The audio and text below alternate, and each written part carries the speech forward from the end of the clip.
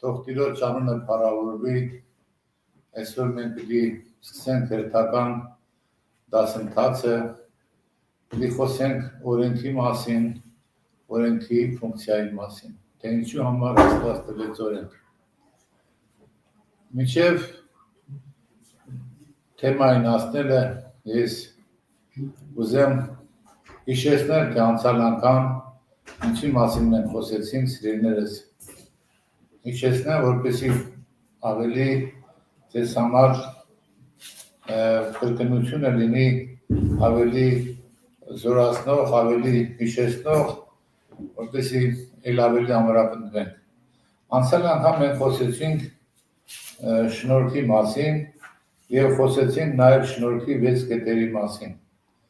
Թե ինչ է շնորհքը, մենք նախորդ անգամ խոսեցինք, որ շնորհքը դա Աստծո պարգևն է, Աստծո նվերն է, այն մարդուն, որը այդ նվերը ստանալու ոչ մի արժանիք չունի։ Խոսեցինք փրկարար շնորհքի մասին, Տիտոս 2:11, որ փրկարար շնորհքը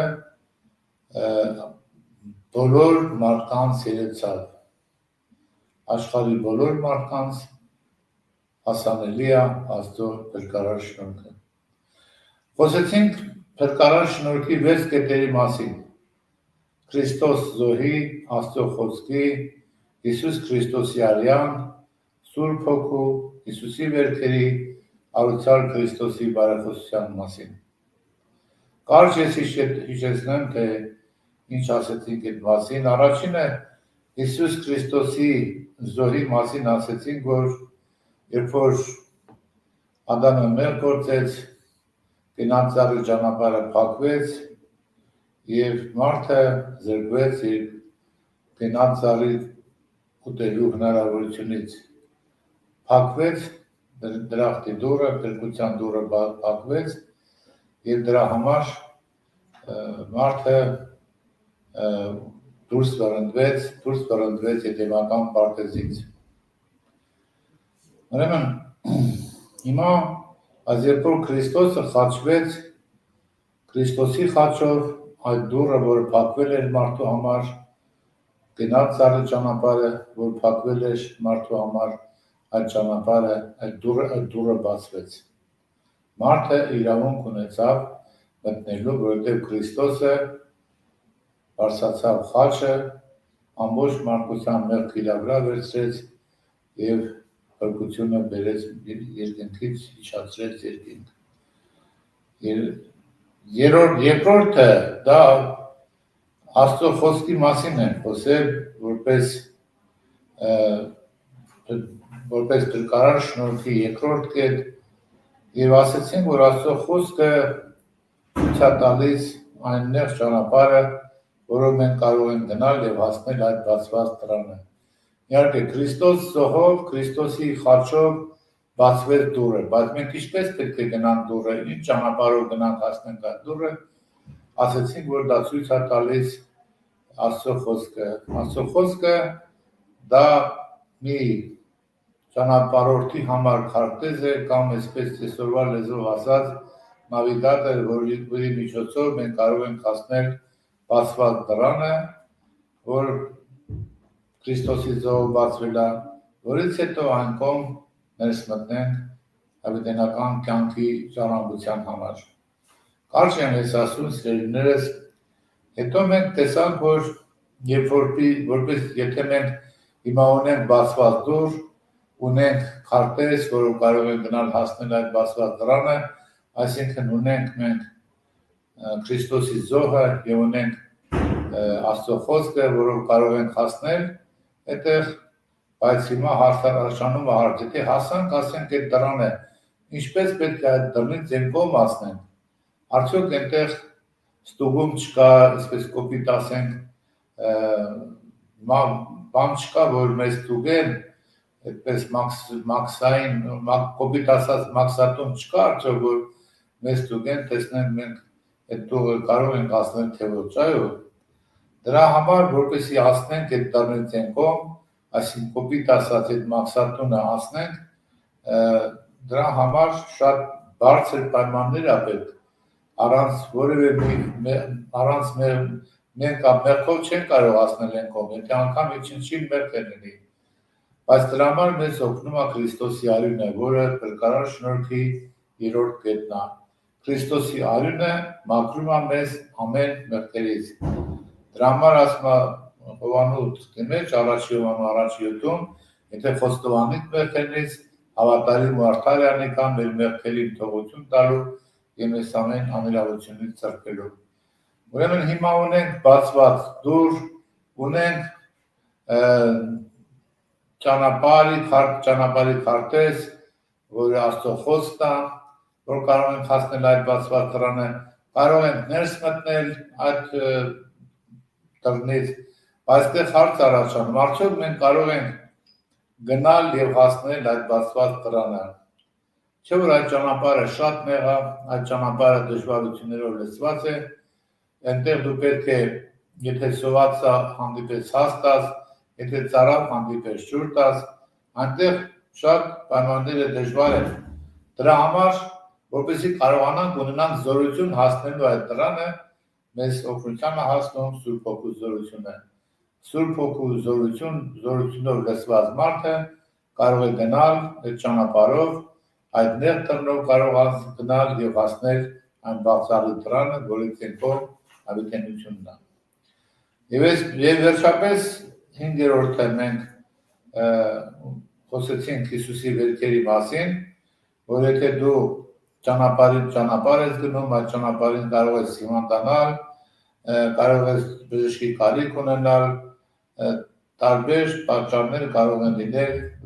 որ քեզ այդ ճանապարհից ետ պահեն։ Դրա համար մենք ունենք 5-րդ կետը, որ Հիսուսի վերքերն են, որ եթե Հիսուսի վերքերը նայենք, 53 Եսայի 53:5-ով ասում որ նրա վերքերով մենք բժշկվեցանք։ Եվ Երեմիա 8:22-ում էլ ասում միթե գաղափարի մեջ բալասան չկա, ում բժիշկ չկա, այսինքն ունենք բալասան, ունենք բժիշկ եւ դրա համար կարող ենք ճանապարհը շարունակել ու հասնել։ Եվ վերջապես 6-րդ կետը դա հարություն առած Քրիստոսի բարեխոսությունն է։ Եթե մենք սիրելիներս ճանապարհից հատակել ենք եւ ընկել ենք դեպի այն դուռը, որ գնալու բաղձալի ճանապարհին, Աստված մեզ տալիս է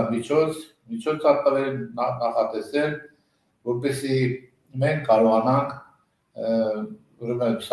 եթե սայթակել ունենանք, նորից վեր կենանք եւ քայլենք։ Դա Տեր Հիսուս Քրիստոսի բարեխոսությունն է։ Ինչպես Աստծո խոսքն է ասում մեր սիրելի առաքյալ Պողոսը, եթե ինձ ինքնից դատելու լայիք պիտի չդատվեինք, իսկ հիմա դատում ենք, որպեսզի աշխարհի հետ չդատապարտվենք։ Եթե մենք մեղք ենք գործել եւ մենք սկսում ենք դատել մեզ, այդ ժամանակից աշխատում է Քրիստոսի բարեխոսությունը եւ մենք ուրեմն բարեխոսական աղոթքով կարողանում ենք կանգնել եւ շարունակել մեր ճանապարհը։ Տիրոջ անունը թող փառավորվի, սիրելի եղբայրներ, քույրեր, սրտանց փառք տանք մեր Տիրոջը այս ամենի համար, որ Տերը մեզ համար ամեն ինչ արել է հիմա դրա համար, որ Տերը մեզ համար ամեն ինչ արել է, սիրելի ժողովուրդ ջան, եկեք ամբողջ սրտով շնորհակալություն հայտնենք մեր Տիրոջը իր այդ մեծ ողորմությունների համար։ Հիմա այսօրվա դասը կլինի օրենքի մասին, կլինի օրենքի ֆունկցիան, այսինքն դասը կոչվում է օրենքի ֆունկցիան, թե ինչի օրենքը ինչ ֆունկցիա ունի, ինչ է կատարում օրենքը մեր փրկության համար, ինչ դեր է կատարում օրենքը, Աստծո տված օրենքը։ Հիմա եկեք սիրելի եղբայրներ, քույրեր, նայենք այդ հարցին։ Մենք չէ որ ասեցինք, անցած դասին ասեցինք, որ փրկությունը ձրի է, փրկությունը մարդու համար ձրի է, չէ որ Աստված մեզի տալիս է ձրի փրկություն եւ մենք որևէ մեր ջանքերով, մեր հնարավորություններով, մեր բարի գործերով չեն կարող փրկություն գտնել։ Եթե փրկությունը ձրի է, ապա ինչի է պետք օրենքը, ինչ պետք է անի օրենքը մեր կյանքով։ Հռոմեացիս 6:23-ում, ինչպես անցյալ անգամ խոսեցինք, Աստծո խոսքը այսպես է ասում. Մեղքի վարձքը մահ է, իսկ Աստծո ձրի պարգև է հավիտենական կյանք։ Այսինքն հավիտենական կյանքը պարգև է նվերա մարդկությանը։ Եվ երկրորդն էլ, եթե նայենք Եփեսացիս 2:8-ում, նորից խոսում այն մասին, որ փրկությունը ձրի է, շնորհքով եք դուք փրկված հավատքի միջոցով, եւ սա ոչ թե ձեզանից, այլ Աստծո պարգևն է, որպեսզի ոչ մեկը չպարծենա։ Ուրեմն, եթե փրկությունը ձրի է, եթե փրկությունը ձրի է հավատքով, ապա ինչի համար է պետք Աստված տվել մեզ օրենք, ինչ նպատակով Աստված օրենք տվել մեզ։ Հիմա դրա համար, երբ որ մենք հասկանանք օրենքը, այդ դեպքում մենք ավելի խորը կհասկանանք Աստծո գործը մեր կյանքում։ Սիրելիներս, Աստված միշտ էլ գիտի մարդու վիճակը, գիտի ինչպիսին է մարդը, գիտի ինչպիսին է մարդու ներսի վիճակը, բայց առաջանում է հարց. արդյոք մարդը գիտի իր վիճակի մասին, թե ինչպիսին է ինքը, թե ինչպիսին է իր էությունը, արդյոք մարդը գիտի, թե չգիտի։ Արժում է, որ մարդը չգիտի, իրան չի ճանաչում։ Եվ դրա համար, քանի որ մարդը չգիտի իր մեղավորության մասին, իր վիճակի մասին, չի իմանում, դրա համար էլ Աստված տվել է օրենքը։ Եվ հարց առաջանում, ինչ է օրենքը։ Օրենքը պատասխանը սա է, որ դա Աստծո պահանջն է մարդու, որպեսզի մարդը գործի Աստծո համար։ Օրենքը դա, նորից եմ կրկնում, Աստծո պահանջն է մարդու նկատմամբ, որ մարդը գործի Աստծո համար։ Պողոս առաքյալը Հռոմեացիս, Եփեսացիս, Գաղատացիս թղթերում բազմաթիվ անգամ շեշտում է, որ մարդը փրկվում է շնորհքով ու ոչ թե օրենքով։ Օրինակ, ես ասեցի երկու համար, Եփեսացիս 2:8 եւ Հռոմեացիս 2:23, ավելացնենք եւս մեկ համար։ Գաղատացիս թղթի մեջ 2:16 կամ 3:11 կարդանք, որ նորից վկայում այն մասին համարը, որ մարդը փրկվում է ոչ թե ուրեմն օրենքով, այլ Աստծո շնորհքով։ Օրինակ, Գաղատացիս 3:11 Եվ թե օրենքով մեկը չկրնար արդարանալ Աստծո առջև, այն հայտնի է, քանզի արդարը հավատքին պիտի ապրի։ Այսինքն, օրենքով ոչ մեկը չի կարող արդարանալ, իսկ եթե չի կարող արդարանալ, բնականաբար կմնա մեղավոր եւ փրկություն չի ունենա։ Ուրեմն, սա նույնպես վկայում է, որ օրենքով մեկը չի կարող փրկվել, կամ Գաղատացիս 2:16 ասենք։ Նորից կարդանք 2:16 Զայր գիտնալը, որ մարդը օրենքի գործերն չկրնալ արդարանալ, ապա Հիսուս Քրիստոսի հավատքեն։ Մենք ալ Քրիստոս Հիսուսի հավատացինք, որպեսզի արդարանանք, Քրիստոսի հավատքեն եւ ոչ թե օրենքի գործերն, որովհետեւ օրենքի գործերն մարմինը պիտի չարդարանա։ Զայր գիտնալը, որ մարդը օրենքի գործերն չի կարող արդարանալ։ Եթե ամբողջ օրենքը պահի, բայց այդ օրենքներից մի կետը չպահի, այդ կետում ինքը համարվում է մեղավոր եւ մարդը չի կարող արդարանալ։ Ոչ մի մարդ չի կարողացել արդարանալ օրենքի միջոցով։ Ոչ մի մարդ։ Նույնիսկ Մովսեսը, որ Մովսեսի միջոցով Աստված օրենքը տվել, Մովսեսն անգամ օրենքով չի արդարացել։ Որովհետեւ մարդու փրկության միակ ճանապարհը, միակ ձևը դա Աստծո նվերն է, Աստծո ողորմությունն է, Աստծո շնորհքն է։ Ուրեմն դրա համար սիրելիներս, մարդը փրկվում է ոչ թե նրա համար, որ մարդն աշխատում է, գործում է Աստծո համար, այլ նրա համար, որ Աստված է աշխատում, Աստված է գործում մարդու համար։ Նորից եմ ուզում կրկնել այս բանը, որ ավելի լավ հասկանանք։ Մարդը փրկվում է ոչ թե նրա համար, որ մարդը աշխատում է, բարի գործեր անում Աստծո համար, այլ ճիշտ հակառակը, որ Աստված է աշխատում, Աստված է գործում մարդու համար։ Դրա համար, որպեսզի մարդը ցանկանա փրկություն, պետք է հասկանա իր կորսված վիճակը։ Եթե որևէ մեկին ասեն, կուզես փրկություն ունենաս, այդ մարդը կասի, ինձ ինչ ա եղել, որ ես փրկություն ունենամ կամ չունենամ, չէ՞։ Չի հասկանա ինչ ես ասում։ Բայց եթե մարդը ընկած է լինի խորը փոսի մեջ, եւ այդ մարդուն ասես, ուզում ես փրկվել, Իհարկե մարդը կարող է ասել, որ ուզում եմ փրկվել։ Բայց հիմա մարդը սրեներս չի հասկանում, որ ինքը գտնվում է կոպիտ ասած մի խորը փոսի մեջ։ Այսինքն մարդը չի հասկանում, որ ինքը ունի փրկության կարիք, որ եթե փրկությունը չլինի, Աստծո փրկությունը չլինի, ինքը հավիտյան կորսվի։ Մարդը դա չի հասկանում, մարդը դա չգիտի։ Այսինքն ինքը իրան չի ճանաչում, մարդը իրան չի ճանաչում, թե ինքը ով է։ Ինչու է մարդը ասում, որ կարող է փրկվել գործերով։ Ինչի է այդպես ենթադրում։ Որովհետև նա չգիտի, թե ով է ինքը, չգիտի, թե որքան ապականված է ինքը, չգիտի, թե ինչ հայրանից ներկայացնում, եւ թե որքան առատավոր ու փոխված է մարդը։ Չգիտի նաև, որ ինքը մարմնավոր է, նրա գործերը միայն մարմնավոր են։ Մատթեոս ավետարանի 15-րդ գլխի մեջ, 15-րդ գլխի 19-20 համարներում ես ուզում եմ կարդալ, տեսնենք թե մարդու սրտից ինչ է դուրս գալիս, ինչքան փոխված է մարդը։ Մատթեոս ավետարան 15-րդ գլուխ 19-20 համարները։ Տեսեք։ Վասի սրտեն կելնեն չար խորհուրդներ, սպանություններ, շնություններ, կորնկություն, գողություն, սուտ վկայություն, հայհոյություն, ասոնք որ կպղծել մարդը, բայց անլված ձեռքերով հացուցել է չպղծել մարդը։ Սրտից են ելնում, մարդու սրտից են ելնում, ու որ մարդու սրտից են ելնում։ Բոլոր մարդիկ, որ ծնվում են, սիրելի եղբայրներ,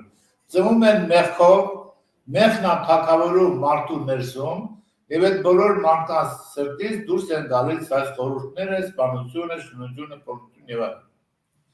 Ոչ մի տարբերություն չկա, բոլոր մարդիկ մեղքով են ծնվում։ Դրա համար մարդը այդպես ծնվելով մարմնից դարձավ մարմնավոր եւ դրա համար սերես մարմնավոր մարդին հատուկ է 3 բան։ Նրա վարքն է ցույց տալիս, թե ինչպիսին է ինքը, մարմնի ցանկությունը, մարմնավոր մարդին հատուկ է նրա ցանկությունը եւ հատուկ է մարմնի կամքը։ Ուրեմն այս 3 բաները՝ վարքը, ցանկությունը եւ կամքը։ Հիմա քանի որ մարդը մարմնավոր է, ուրեմն ինչ էլ որ նա անի, չարություն թե մեղք, բոլորը ուրեմն մարմնից է բխում։ Բխում է մարմնից, որովհետև մեղքը բնակվում է մարդու ներսում։ Բայց այդ մարդու կամքը եւ ցանկությունը մերժում են Աստծուն։ Եթե օրինակի համար, եթե մարդը դառնա ապաշխարի չի մերժի, բայց մարդու,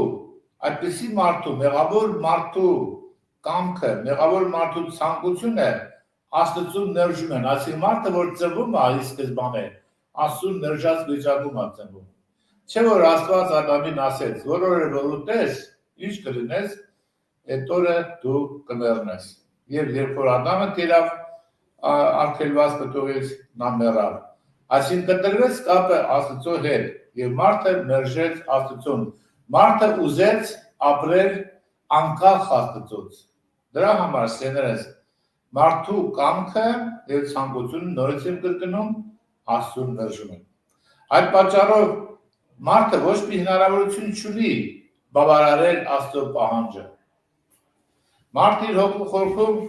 դուրս է գալիս Աստծո դեմ եւ ուզում է խաչել Տեր Հիսուսին։ Օգել այն մարդիկ, որոնք ծնված են, մեղավոր ծնված են եւ մեղքի ծառայել մարդիկ, անգամ Հիսուսը Հովաննավետարանի 31-ից երկարդում ենք, Հիսուս իրեն հավատացող հրեաներին ասեց, եթե դուք իմ խոսքի մեջ կենաք, ճշմարտապես իմ աշակերտներս կլաք, ճշմարտությունը կիմանաք, եւ այդ ճշմարտությունը ձեզ կազատի, բայց նրանք ասացին, մենք ոչ մեկի չենք ծառայել, մենք Աբրահամի որդիներն ենք, ինչպես ես ասում կազատի ճշմարտությունը, իսկ Հիսուս ասաց, որ մեղք է գործում, մեղքի ծառայ է։ Դուք ասում եք Աբրահամի որդիներն եք, բայց ուզում եք ինձ սպանել։ Ում ասեց Հիսուս այս խոսքերը։ Իրեն հավատացողներին, հրեաներին անգամ, սիրելիներս։ Ուրեմն դրա համար մարդը ուզում է Մեղավոր մարդը, որը դեռ չի ապաշխարել, որ դեռ չի ճանաչում Քրիստոսին, նա ուզում է խաչել Հիսուսին։ Այսինքն խաչել ճշմարտությունը։ Մարդը չի սիրում ճշմարտությունը, ուզում է խաչել նրան։ Հիմա սիրելիներս, դրա համար խաչը մի կողմից ցույց է տալիս Աստծո սերը, թե Աստված ինչքան է սիրում մարդուն, որ իր որդուն Գողգոթայի խաչը բանալեց, համաձայն եղավ, որ իր որդին Գողգոթայի խաչը բարձրանա։ Բայց մյուս կողմից ցույց է տալիս, թե որքան մեղավոր է մարդը։ Այսինքն Աստված համաձայն է մեղքի հարցը լուծել, անգամ իր որդուն մահվան գնով, որտեղ Աստված ատում է մեղքը, չի կարող տանել մեղքը։ Եվ դրա համար խաչը նաև ցույց է տալիս, թե որքան ատում է մարդը, որքան Աստված ատում է մեղքը։ Խաչը ցույց է տալիս Աստծո մեծագույն սերը մարդու նկատմամբ։ Բայց մյուս կողմից ցույց է տալիս մարդու սարսափելի ատելությունը Աստծո նկատմամբ։ Այո, դա խաչն է ցույց տալիս, որ մարդիկ ինչ արեցին։ Մարդիկ խաչը հանեցին։ Սարսափելի ձևով ատում էին կրոնականները, դե ոչ միայն կրոնականները, սերներս խաչեցին, այլ երբ որ մենք նայենք, տեսնենք, որ մեզ թվում է, թե եթե Հիսուսը ինքն չէր կարող այդ խաչից անանել, ելնել կամ խաչից դուրս գալ, ոչ եղբայրներ ջան, քույրեր ջան, ոչ թե մարդիկ խաչեցին, ճիշտ է, մարդիկ խաչեցին մի կողմից, բայց մյուս կողմից խաչը նաև Աստծո ուզածն է, Քրիստոսի ցանկությունն է։ Դրա համար սերներս, կեսեք Հովհաննես ավետարանի 10-րդ գլխում ինչ է ասում։ 15 համարը, ինչպես հայրս ես կճանչնա, ես հայրը կճանչնամ, ու իմ կյանքս ոչխարներուն համար կդնեմ։ Ուրիշ ոչխարներ ունիմ, որոնք այս բակեն չեն, ձանոնք ալ պետք է որ բերեմ, ու իմ ձանից պիտի լսեն եւ պիտի լան մեկ հոտ ու մեկ հովի։ Անոր համար իմ հայրս ես կսիրե, որ ես իմ կյանքս կդնեմ, որպեսզի նորեն առնեմ զանիկա։ Նրա համար իմ հայրենիցին, որ ես եմ դնում իմ կամքը, ոչ թե հետալոցները կամ հրյաները կամ դրանք են բոլորը, ասենք ինձի խաչեցին եւ ես չէի կարող չխաչվել, ոչ, այո, մի կողմից դրանք խաչեցին, բայց մյուս կողմից էլ Տերն ասում է, ես եմ դնում իմ սեփական կամքով եմ իմ բանանում խաչը դնում, իմ կյանքը դնում, որպեսզի նորից ետ առնեմ, դնում եմ որպեսզի նորից ետ առնեմ, եւ սա իմ հոր կամքն է։ Եվ ասում է հաջորդը համարը, մեկը չհաներ զանիկայից մեր, այսինքն կյանքը որից ոչ կա, մեկը չի կարող սպանել ինձ, չի կարող հանել ինձանից, ոչ հեթանոսները, ոչ կրոնականները, ոչ էլ որևէ մեկը չի կարող այդ կյանքը ինձ մերցնել, հանել ինձանից։ Ապա ես կդնեմ զանիկա ինքն իր մեզ, իշխանություն ունեմ զանիկա դնելու եւ իշխանություն ունեմ զանիկան նորեն առնելու։ Այս պատվերը իմ հոր մեզ արի։ Ուրեմն խաչը ոչ միայն եղբայրներ քույրեր, ոչ միայն հեթանոսները խաչեցին, այլ նաև ինքը Տեր Հիսուս Քրիստոսն էր ուզում խաչվել։ Դրա համար խաչվեց եւ բերեց մեզի համար փրկության լուրը, փրկության դուռը բացվեց մեզի համար։ Հիմա դրա համար սիրելի եղբայրներ քույրեր, մարդու կամքը Աստծո նկատմամբ եթե չի փոխվել, այն ամբողջությամբ թշնամի է Աստծուն։ Մարդը ամբողջությամբ իր էությամբ թշնամի Աստծո հետ։ Տեր Հիսուսին խաչեցին ոչ միայն հրյաները, այլ նաև հեթանոսները։ Հռոմեացիս 8-րդ գլուխ 7-ից 8 համարներում կարդում են, Հռոմեացիս 8-րդ գլուխ 7-8 համարներում կարդում են հետևյալը։ Ուրեմն քանզի մարմնավոր խորհուրդը Աստծո դեմ թշնամություն է, վասի Աստծո օրենքին չնազանդվիր, մանավանդ չկրնալ, վասի մարմնով եղողները չեն կրնալ Աստծո հաճոլը։ Մարմնավոր խորհուրդը Աստծո դեմ թշնամությունն է։ Քանի դեռ մարդը չի ապաշխարել, գտնում է մարմնավոր վիճակում, եւ նրա բոլոր խորհուրդները Աստծո դեմ թշնամություն են։ Եվ մարմնով եղողները, այսինքն մարդիկ, որոնք դեռ ապա չեն ապաշխարել, մարմնով եղողները նրանք չեն կարող Աստծուն հաճելի լինել։ Շատերը մտածում են, որ մարդը կարող է բժշկվել ելնել օգտակար։ Սրանով մենք ասում ենք, որ բոլոր դեպքերում մարդը կարող է փրկվել օրենքի գործերով, եթե այսպես եք մտածում։ Մարդը ասենք, մի քիչ ասենք, վատ կողմեր ունի, դզենք բժշկվի եւ դառնա օգտակար, այսինքն փրկություն գտնի։ Սիրելիներ, օրենքը չի ցույց տալիս մարդու արդարությունը, այլ միայն նրա մեղավորությունն ու անմաքրությունը։ Գաղատացիս 3-րդ գլխի 11-12 համարներում կարդում ենք հետևյալ խոսքերը։ Գաղատացիս 3-րդ գլուխ 11-12 նորից եմ կարդում այդտեղը։ Եթե եւ թե օրենքով մեկը չկնա արդարանալ Աստծո արժեվ, այն հայտնի է, քանզի արդարը հավատքեն պիտի ապրի, բայց օրենք հավատքեն չէ, հապա ան որ կկատարի այն բաները անոսնով պիտի ապրի։ Օրենքը հավատքով չի, որովհետեւ նա որ կկատարի այդ բաները նրանցով պիտի ապրի։ Հիմա հարց առաջանում, եթե նորից եմ կրկնում, եթե փրկությունը շնորհքով է, ձրի է, այսինքն մարդը այդտեղ ձրի է վերցնում, նվեր է փրկությունը, ապա ինչու Աստված տվեց օրենքը, ինչ պատճառով։ Երբ որ մենք հասկանանք, թե ինչու Աստված օրենք տվեց, թե ինչու էր Աստված մտադիր այդ օրենքը տալու, նոր կհասկանանք, թե մարդը կարող է փրկվել օրենքով, թե ոչ։ Աստված ամենասկզբից մտադրություն չի ունեցել օրենք տալու համար։ Այո, ամենասկզբից հավիտենական դարերից առաջ Աստծո ծրագրի մեջ չի եղել, որ Աստված չի ունեցել, մտադրություն չի ունեցել, որ օրենք տա։ Աստված, այո, մտադրություն չի ունեցել օրենք տալու։ Օրենքը բայց ինչի մեջտեղ ընկավ, ինչու Աստված օրենքը մեջտեղ բերեց, ինչու ավելացավ։ Օրենքը մեջտեղ ընկավ, որպեսզի բավարարի որոշակի ընթացիկ կարիքներ։ Ինչ կարիքներ պիտի բավարարի օրենքը։ Դրա համար նախ կարդանք Աստծո սկզբնական միտքը, տեսեք, 2 Տիմոթեոս 1 գլուխ 9-10 համարներում կարդում ենք, որ Աստծո խոսքը ասում է, որ մեզ փրկեց, սուրբ կոչումով կանչեց մեզ, ոչ թե մեր գործերին նայելով, այլ իր նախասահմանության եւ շնորհքին նայելով, որ Հիսուս Քրիստոսով տրվեցավ մեզի հավիտենական դարերից առաջ, բայց հիմա հայտնվեցավ մեր Տեր ու Փրկիչ Հիսուս Քրիստոսով, որ մահ խափանեց եւ իր լույս անեց կյանքն ու անմահությունը ավետարանի միջոցով։ Ուրեմն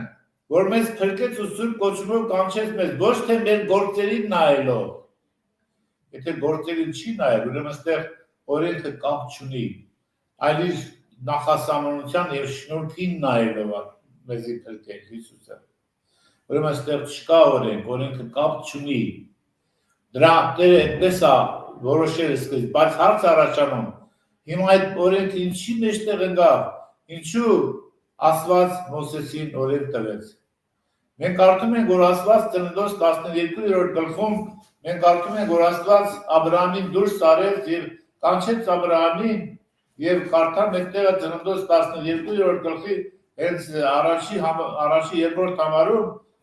կարդում ենք, որ Տերը կանչեց Աբրահամին եւ այսպես ասեց Ծննդոց 12-րդ գլուխ առաջի երկրորդ համարները։ Երբ Տերը ասավ Աբրահամին, քո երկրեդ եւ քո բազգականները դու Որը տունեն գնան երկիրը, որ ես քեզի պիտի ցուցնեմ, եւ քեզ մեծած պիտի նեմ, եւ քեզի պիտի օրհնեմ, եւ քո անունը պիտի մեծնեմ, ու դու օրհնալ պիտի լաս, եւ քեզ օրհնողները պիտի օրհնեմ, քեզ անծողները պիտի անծեմ, եւ երկրի բոլոր ազգերը քեզնով պիտի օրհնվին։ Այսինքն Աստված կանչեց Աբրահամին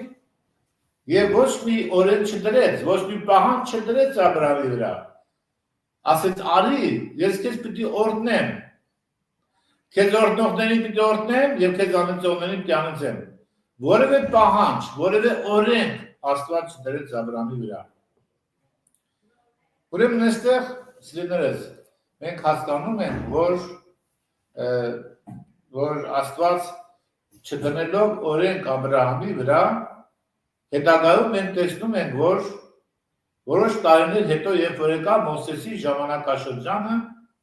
մենք տեսնում ենք, որ Աստված ոչ միայն այդ բանը իրականություն չդարձավ, ասենք, այլ նաև Աստված Մոսեսի օրենք տվեց, որ հակառակը Աստծո այդ խոստումին։ Ուրեմն սա շատ կարևոր է, սիրելիներ, որ մենք ճիշտ հասկանանք։ Դրա համար սիրելիներս Աստված շնորհքը տվեց Հիսուս Քրիստոսի միջոցով։ Իսկ ինչու Աստված, նորից եմ ասում, ինչու Աստված որոշեց մեզ շնորհ տալու, այսինքն որոշեց մեզ ձրի փրկել առանց գործերի։ Ինչպես կարդացինք Երկրորդ Տիմոթեոս 1:9-10, որ ոչ թե մեր գործերին նայելով, ապա իր նախասանության եւ շնորհքին նայելով։ Աստված իր սիրով պատճառով ուզեցավ մեզ շնորհ տալ ու փրկել մեզ առանց գործերի։ Երկրորդ Տիմոթեոս 1:9-10-ից մի քիչ առաջ որ ասեցինք, հասկանում ենք, որ թեկուզ այդ շնորհքը մեզ տրված էր հավիտենական դարերից առաջ, սակայն այն հայտնվեց, այսինքն երևաց Հիսուս Քրիստոսի երևալով։ Այդ շնորհքը կար սկզբանե։ Աստված տվել էր, Աստծո նպատակն էր դա տալ, բայց երբ երևաց, երբ հայտնվեց, երբ որ երևաց մեր Տեր Հիսուս Քրիստոսը։ Հարց. ինչ է անում շնորհքը մեզ համար։ Ինչ գործակատարում։ Պատասխան. շնորհքը խափանեց մահը եւ լույս անեց կյանքն ու անմահությունը։ Մահը խափանվեց եւ լույս եկավ կյանքը եւ անմահությունը։ Երբ Հիսուսը երևաց, նա գործերը վերացրեց, ոչինչ համարեց, այսինքն մարդու գործերը, որոնք պիտի փրկվեր, ոչինչ համարեց, վերացրեց։ Ինչպես նաև գործերի արդյունքը վերացրեց։ Վատ գործերի արդյունքը ի՞նչն է։ Վատ գործերի արդյունքը մահն է։ Մահն էլ խափանեց, մահն էլ վերացրեց։ Մեր մահից հետո օրենքն այլևս ոչինչ չի կարող անել։ Երբ որ մարդը մեռնում է, այլևս օրենքը ոչինչ անել չի կարող։ Հարց. ինչ կլինի, եթե իմ գործերը չեն խախտել օրենքը։ Ատե ենթադրենք ես օրենքը չեմ խախտել։ Ինչ կլինի իմ հետ։ Կմեռնեմ թե չեմ մեռնի։ Իհարկե կմեռնեմ։ Բոլոր դեպքերում ես կմեռնեմ, անկախ նրանից օրենքը կպահեմ, թե օրենքը կխախտեմ, բոլոր դեպքերում ես կմեռնեմ։ Ինչու՞։ Որովհետև մեր մեջ չկա այդ կյանքը հավիտենական։ Այդ հավիտենական կյանքը մեր Տեր Հիսուս Քրիստոսի շնորհքով է, ձրի է, այդ կյանքը դա Քրիստոս ինքն է, ինքը պետք է մեզ տան նվեր, մեր մեջ ներդնի այդ կյանքը, որպեսզի մենք ունենանք հավիտենական կյանք եւ ապրենք հավիտենական։ Սիրելիներս, այո, ինչ կլինի, որ իմ գործերը չխախտեն օրենքը, ես նորից եմ կրկնում, եթե անգամ ես բոլոր օրենքը պահեմ, նորից կմեռնեմ։ Ինչու՞, որովհետև օրենքի մեջ կյանքը չկա։ Աստված դրա համար խափանեց նաև մահը։ Մահը արդեն խափանված է։ Տերը չնայեց մեր գործերին եւ նաև մահը խափանեց։ Այո։ Սա հենց մեր ավետիցն է, բարի լուրն է, եղբայրներ քույրեր։ Բարի լուրը ինչու՞մն է կայանում, որ Աստված բարի լուր է բերել երկնքից։ Մահը խափանված է։ Հավիտենական դարերից առաջ Աստված մեզ կյանք է տվել, փառք Տիրոջը դրա համար։ Ուրեմն թող Աստված օրհնի իմ շատ սիրելի եղբայրներ եւ քույրեր, որ այդ ծրագիրը Աստված ուներ հավիտենական դարերից առաջ։ Սա ավետիս է մեզ համար, բարի լուր է մեզ համար։ Դրա համար ավետարանը դա բարի լուր է կոչվում։ Սիրելի եղբայրներ քույրեր, այո, այդ բարի լուրը մենք ստացանք, երբ որ մեր Տեր Հիսուս Քրիստոսը երկնքից երկիր իջավ։ Նա բերեց այդ բարի լուրը, ավետարանն է այդ բարի լուրը։ Եվ դրա համար Պողոս առաքյալն ինչ ասում, Հռոմեացիս 1:16-17 համարներում։ Ես ամոթ չեմ սեպում ավետարանը, որովհետև Աստծո զորությունն է այն բոլոր հավատացյալների փրկության համար։ Առաջ հրեայի եւ ետքը հույնի։ Ես ամոթ չեմ համարում ավետարանը, որովհետև ավետարանն այն բարի լուրը, ավետարանն այն զորությունը, որով հավատացյալը կարող է փրկվել։ Ուրեմն հավատացյալը դեռ չի նշանակում, եթե դու հավատացյալ ես, դրսի նշանակում, որ դու փրկված ես, հավատացյալի համար փրկության զորությունը դա ավետարանի ճշմարտության մեջ է, ավետարանի խոսքի մեջ է։ Սիրելիներս, Ադամի եւ Եվայի նեղանցելուց հետո մեղք աշխարհ մտավ Ադամի միջոցով, բայց Աստված օրենք սկզբից չտվեց, օրենք չտվեց Աստված սկզբից, իսկ հետագայում նոր 1600 տարի հետո Աստված Մովսեսի միջոցով տվեց օրենք եւ չպահանջեց մարդուց։ Սկզբից ասենք Ադամից մինչև Մովսես 1600 տարվա այդ ընթացքում Աստված ոչ մի օրենք չէր տվել։ Տերը թույլ տվեց, որ պատմությունը ընթանա իր բնական ընթացքով։ Հետո Մովսեսից 430 տարի առաջ Աստված կանչեց Աբրահամին հավատի հայր լինելու եւ տվեց մեծ խոստումը, որ բոլոր ազգերը քեզանով պիտի օրհնվեն։ Մի քիչ առաջ որ կարդացինք Ծննդոց 12:3 իր համարը։ Սիրելիներս, Ծննդոց 22-րդ գլուխ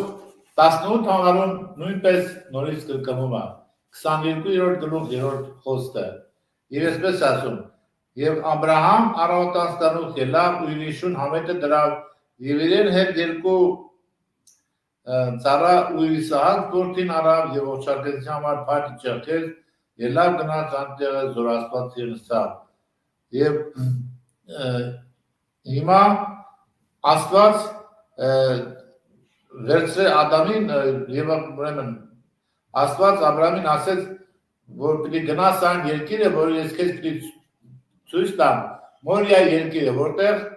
դու պիտի ողջակեզ անես Աստծուն։ Իսկ 18 համարում արդեն կարդում են,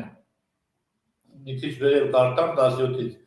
Աբրահամին ասեց, քեզ օրհնելով պիտի օրհնեմ ու քեզ ծերունդը երկինքի աստղերուն ու ծովեր եւ ավազին պես խիստ պիտի շատացնեմ եւ քեզ ծերունդը տիչնամներուն քաղաքները պիտի ժառանգեն։ Ու երկրի բոլոր ազգերը քեզ ծերունդով պիտի օրհնվին, որովհետեւ ձայնից ուրեմն ականջ դրիր։ Երկրի բոլոր ազգերը, հեթանոսները, հրեաները, բոլոր ազգերը քեզանով պիտի օրհնվի, որտեղ դու իմ ձայնին ականջ դրիր։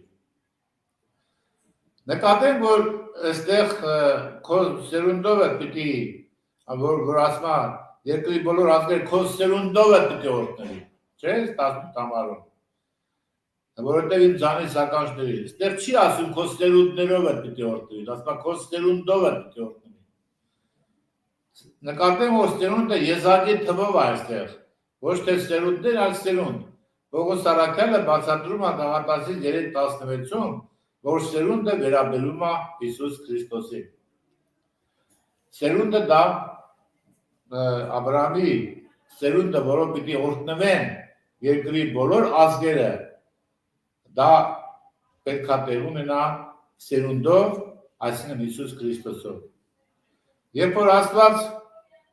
որ Աստված խոսեց Աբրահամի հետ, առաջին անգամ բացեց իր ծրագիրը, որ ուներ հավիտենական դարերից առաջ, եւ որ իր սերունդը Քրիստոսի միջոցով երկրի բոլոր ազգերը եւ ցեղերը պիտի օրհնի։ Աբրահամը ինքը կռապաշտ երկրից էր, բայց Աստված ընտրեց նրան եւ տվեց Աբրահամին խոստում։ Այդ կռապաշտ երկրից ընտրեց եւ տվեց խոստում։ Դու ուշադրություն դարձնենք, որ Աստծո խոստումը Աբրահամին պայմանավորված չէր որևէ պայմանով, այսինքն պայման չկար։ Ուղղակի խոստում տվեց Աբրահամի վրա պայման դնելու, եթե դու այսպես անես, ապա այդ խոստումը կլինի, եթե չանես չի լինի, այսինքն Աբրահամի վրա որևէ օրենք չի դրել։ Ուրեմն դրա համար այսօր երբ Աստված խոստում տվեց Աբրահամին, Քրիստոսը, սերունդը միանգամից աշխարհ չեկավ։ Ինչու՞։ Աբրահամը ծնեց Իսահակին, բայց Իսահակը չէր այդ սերունդը, որով պիտի գար, որ բոլոր աշխարհը բոլոր այդ սերունդով գտնեին օրհնություն։ Իսահակը Աստծո որդին չէր, հետո եկավ Մովսեսը, եկավ Հարոնը, բայց նրանք նույնպես Քրիստոսը, այսինքն փրկիչը չէին։ Գոյություն ունի շատ մի կարևոր պատճառ, թե ինչու սերունդը Քրիստոսը շուտ չեկավ աշխարհ, ի՞նչն էր պատճառը, որ այդ սերունդը, որով պիտի աշխարհի բոլոր ազգերը օրհնվեին, Քրիստոս այդ սերունդը ինչու շուտ չեկավ, ի՞նչն էր պատճառը։ Իհարկե ճշմարիտ է նաև, որ Աստված ուզում մարդուն շնորհ տալ, բայց հարց առաջանում, մարդը կուզի այդ բանը եւ թույլ կտա, որ Աստված իր համար ինչ-որ բան անի։ Այսինքն ո՞նց, տեսեք, մոտարապես այնպես ասեմ, որ հասկանալի է։ Աստված մարդուն ուզում է շնորհ տալ, այսինքն ի՞նչ է ուզում։ Ուզում է ձրի փրկություն տալ, նվեր տալ Աստված։ Բայց հարց առաջանում, մարդը այդ նվերը կստանա, ուզի ստանալ, թե չի ուզի։ Հիմա ում էլ հարցնես կասի իհարկե կուզի, ով նվեր չի ուզի, բայց գիտեք ինչ է նշանակում այդ նվերը։ Եթե մարդը Աստծո տված նվերը ստանում է, դա ինչ է նշանակում, այսինքն շնորհքը եթե ստանում, մարդը դառնում է շնորհքով մարդ, այսինքն շնորհալի մարդ, դա նշանակում է, որ քեզ ատողի համար դու պիտի աղոտ կանես, դու պիտի քո թշնամուն սիրես, եթե մի արտին զարգում են, մյուսը պիտի դեմ տաս, այսինքն դու պետք է ինչ լինես իսկական քրիստոնյա, եթե դու շնորհքի տակ ես, եթե դու շնորհք ընդունել ես, շնորհքով ապրում ես, դու այդպեսին պետք է լինես։ Հիմա այն մարի մեղավոր մարդուն հարցրու, կուզես դու այդպեսին լինես, որ մեկը քեզ մի արտից զարգի, մյուսն դեմ տաս։ Բնականաբար ոչ մի մեղավոր մարդ, անապաշխար մարդ, այդ մարդ չի ուզի, ոչ մի մեղավոր մարդ, անապաշխար մարդ չի ուզի, որ եթե քո թշնամին է, իր թշնամուն սիրի, կամ իր հալածողի համար աղոտ կանի, ոչ մի անապաշխար ու մեղավոր մարդ այդ բանը չի ուզի։ Այսինքն մարդը սովորական վիճակում չի ուզի Աստծո նվերը, Աստծո շնորհքը։ Դրա համար ինչ է պետք, հարկավոր էր Աստծո գործը, հարկավոր էր Աստծո աշխատանքը, որպեսզի մարդը արդեն կարիք ունենար այդ նվերը ստանալու։ Մենք մեղավոր ենք, բայց մենք մեզ արդար ենք զգում, անմեղ ենք զգում։ Այո, մեղավոր մարդը եղբայրներ քուրեր չի ուզում շնորհք ստանալ։ Փրկությունը չի ուզում, որովհետև նա չի գտնում, որ ինքը փրկվելու կարիք ունի։ Քանի որ նա չի հասկանում, որ ինքը ընկել է անգելաների մի վիճակի մեջ, որ պետք է այդ վիճակում ինքը դիմի փրկչի։ Մեղավոր մարդը իր վիճակը չիմանալով, չհասկանալով, որ ինքը մեղքի մեջ է, կորսված վիճակ ունի, չհասկանալով այդ վիճակը, չի էլ դիմի փրկչի։ Ինչու՞։ Որովհետև մեղքը փակում է մարդու միտքը, մեղքը մարդուն պահում է խավարի մեջ, եւ խավարի մեջ գտնվողը չգիտի թե ինչպես քայլի, ասում են քանի դեռ լույսը կա, քայլեցեք լույսի մեջ։ Երբ Աստված մարդուն օրենք տվեց, մարդը նոր հասկացավ, որ ինքը մեղավոր է, ինչպես հասկացավ։ Այսինքն երբ որ մարդուն օրենք տվեց, որ մարդը պետք է պատվիրանները պահի, ու մարդը տեսավ, հասկացավ, որ այդ պատվիրանները չի կարող պահի, հասկացավ, որ պատվիրանը չպահելու պատճառով ինքը մեղավոր է։ Այսինքն մեղավոր է, որովհետև Աստծո տված պատվիրանները չի պահում, ուրեմն Աստծո առաջ ինքը մեղավոր է։ Եթե Աստծո առաջ ինքը մեղավոր է, ուրեմն Աստծո փրկությունը իրան չի կարող հասնել։ Հենց դրա համար էլ Աստված օրենք տվեց, որպեսզի մարդը գիտակցի, հասկանա իր մեղավոր վիճակը։ Ուրեմն օրենքը ոչ թե մարդուն փրկելու համար է, այլ որ մարդը հասկանա իր մեղավոր վիճակը եւ ցանկություն ունենա փրկվելու։ Նորից եմ կրկնում, սա շատ կարևոր բան է, եղբայրներ ջան, քույրեր ջան։ Օրենքը չի տրված, որ մարդը օրենքը կատարու փրկվի, այլ օրենքը ինչի է տրված։ Օրենքը տրված է, որ մարդը հասկանա իր մեղավոր վիճակը։ Այդ դրա համար օրենքը տրված։ Բայց շատ հետաքրքիր է պրակտիկ կյանքում, երբ որ մենք ասենք մեր մարդկային հարաբերությունների մեջ օրենքը որպես ինչպիսին ենք օգտագործում։ Օրենքը չենք օգտագործում, որ մենք մեր մեղավոր վիճակը հասկանանք, այլ օրենքն օգտագործում ենք, որ դիմացին մեղադրենք։ Մենք օրենք օգտագործում ենք մի կողմից մենք արդար լինենք, մի ուրիշն էլ մեղավոր հանենք։ Բայց դա օրենքի դերը դրանում չի։ Օրենքի դերը կայանում է նրանում, որ մենք հասկանանք, օրենքը մեզ հաստատի, որ մենք մեղավոր ենք։ Աստված Աբրահամին խոստում տվեց ապագայի վերաբերյալ, ինչ որ դեռ տեղի չէր ունեցել։ Դա շնորհք է, եւ բաներ քուրեր։ Շնորհքը Աստծո խոստումն է։ Ուրեմն դրա համար էլ շնորհքը նա է, որ քեզանից ոչինչ չի պահանջում, բայց քեզ նախորդ խոստում է տալիս։ Դրա համար նորից եմ կրկնում, հարց, եթե Աստված ուզում էր օրհնել ժողովուրդը Քրիստոսով, Աբրահամի սերունդով, ապա ինչու Աբրահամը 430 տարի հետո տվեց օրենքը։ Աբրահամից 430 տարի հետո օրենք տվեց։ Ոչ միայն այդ սերունդը չեկավ այդ 430 տարվա ընթացքում, այլ մի բան էլ դեռ հակառակը 430 տարի հետո օրենք տվեց։ Ինչ է դուրս տալի, որ Աստված չտվեց, այդ սերունդը չեկավ, մի բան էլ լավ էր, օրենք կատարենք նոր։ Ինչն էր պատճառը։ Գաղատացիս 3:17-ում բացատրում այդ մասին, թե ինչու 430 տարի հետո օրենքը Աստծո տված օրենքը, Աստված օրենք տվեց, օրենքը չի կարող խափանել խոստումը։ Այո, Աստված Աբրահամին խոստում էր տվել, բայց Մովսեսին տված օրենքը, որ Աստված տվեց Մովսեսին, Աբրահամին տված խոստումին չէր կարող խափանել։ Այո, օրենքը չի կարող խափանել խոստումքը, հակառակ դեպքում խոստումքը ուրեմն խոստում չի կարող լինել, խոստումքը շնորհ չի կարող լինել։ Քանի որ խոստումքը ենթադրում է, որ Աստված ինչ-որ բան կանի մարդու համար, իսկ օրենքը ենթադրում է, որ մարդ ինչ-որ բան կանի Աստծո համար, այդ դեպքում մենք տեսնում ենք, որ 19-ում 3:19 գաղատը ասում է, որ ապա ինչու համար է օրենքը։ Չէ՞ որ եթե կա օրենք, ապա չի կարող լինել նաև խոստում, իսկ եթե խոստում կա, չի կարող լինել օրենք։ Մի կողմից տեսնում եք, Աբրահամ մի կողմից օրենք տվեց, մի կողմից խոստում տվեց, բայց հետո դրեց օրենք։ Հիմա եթե օրենք կա, ո՞նց հասկանանք խոստումքը։ Պետք է խոստումքը կատարի, օրենքը կատարի, որ խոստումն իրականանա։ Բայց այդ դեպքում, սիրելիներս, այս երկուսը միասին չեն կարող լինել, իրար հակառակ են։ Բա մենք հիմա ինչ անենք։ Ինչ անենք, հիմա ինչ վիճակի մեջ ենք։ Դրա համար է թող Աստված օրհնի, ուրեմն մենք հետագայում կշարունակենք այս թեման, այս օրենքի տալու թեման, թե ինչու Աստված տվեց օրենք, եւ ինչու Աստված Աբրահամին կանչեց, տվեց խոստում, խոստումից դեռ 430 տարի հետո էլ տվեց նաեւ օրենք տվեց։ Այսինքն